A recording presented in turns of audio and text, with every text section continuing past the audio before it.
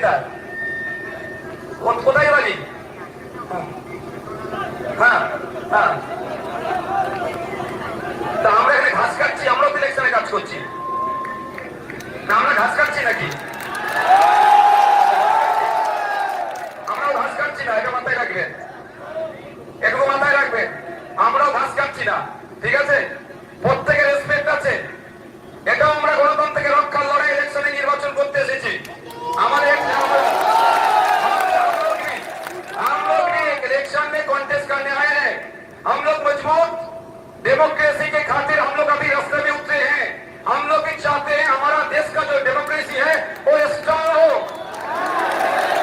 जो सारे जितना बंदा इलीगल काम करते हैं उसको जेल में घुसाना हम लोग का काम है। जो 100 दिन का जो काम है उसको, जो उसने घोटाला जो किया है उसको पकड़ के जेल में डालने का काम में हम लोग आए हैं। हम लोग कोई इलीगल काम से इधर नहीं है, लीगल काम से आए हैं। तो বন্ধুগণ, বক্তব্য আমি দীর্ঘায়িত করবো না, আমার অন্য একটা জায়গায় প্রোগ্রামে যেতে হবে।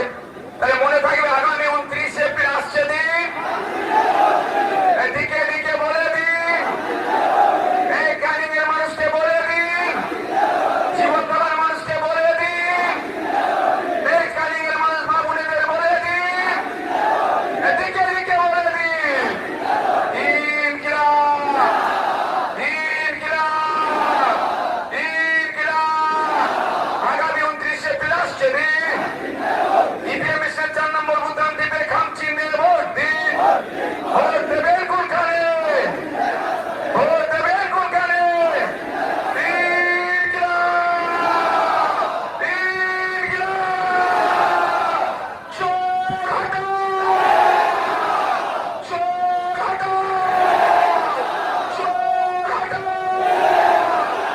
ধন্যবাদ সকলকে। অনুরোধ করবো আসতে না, ছেড়ে দেন আপনারা। পাড়ায় পাড়ায় গন্ডগোল হচ্ছে, আইএসএফ এর ছেলেদের বেরোতে দেওয়া হয় না। উনি লালবাতি আলো নিয়ে ঘুরে বেড়াচ্ছেন, ওনার ঘোড়া উনি ঘুরে বেড়াচ্ছেন ভদ্রলোক। যাই হোক, এখানে সবাই দালালি করছে, এইসব দালালদের আগামী দিনে চিনে নিতে হবে, তারপরে আমরা ঠিক করবো সব ব্যাপারটা।